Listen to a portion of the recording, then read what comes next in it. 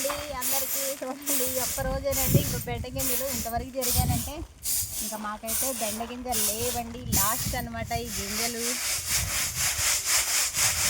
చూడండి ఫ్రెండ్స్, జరగటం ఆపంగానే నువ్వు ఆపేసి. మొన్నటి వరకు ఆశకైతే కోసాం కానీ ఫ్రెండ్స్ చూడండి మొత్తం పుచ్చే ఉందండి. గింజలన్నీ గాలికి బయటకే వెళ్ళిపోతున్నాయి అనమాట. కాకపోతే తోటలో పోతే చాలా పోయినాయి అనిపించింది కదా మనకి, అందుకనైతే కోసాము మొన్నటి వరకు. ఆ గింజలన్నీ వేస్ట్గా పోతున్నాయి, అయితే మనకు పనికిరావు అనమాట.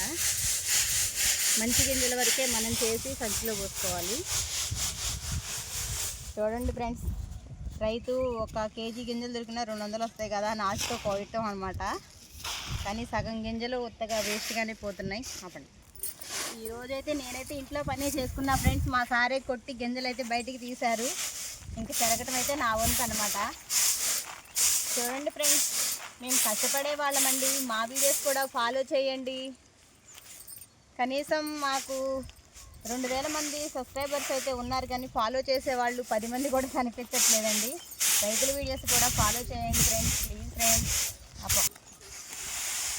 రైతు కష్టపడుతుంటే సినిమాల్లో వీడియోల్లో చూసి అయితే ఎమోషన్ ఫీల్ అవుతున్నారండి. నిజంగా పనిచేస్తూ మేము వీడియోలు పెడుతున్నాము, కానీ మా వీడియోస్ని అయితే ఫాలో చేయట్లేదు ఫ్రెండ్స్.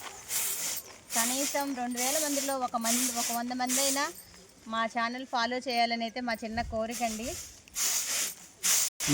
ఫ్రెండ్స్, ఈ సంవత్సరానికైతే మాది ఈ బెండ గింజల పని అయిపోయింది ఫ్రెండ్స్. ఇంకా మాకు వచ్చే ఆదాయం కూడా ఆగిపోయినట్టే అనమాట.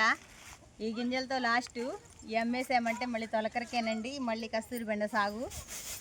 ఈ మధ్యలో అయితే పొలాలు బాగు చేయడం ఉంటుంది, కానీ మాకు ఆదాయం వచ్చే పని అయితే అయిపోయింది ఫ్రెండ్స్. మా వీడియో నచ్చితే తప్పకుండా లైక్ అండ్ కామెంట్ చేయండి.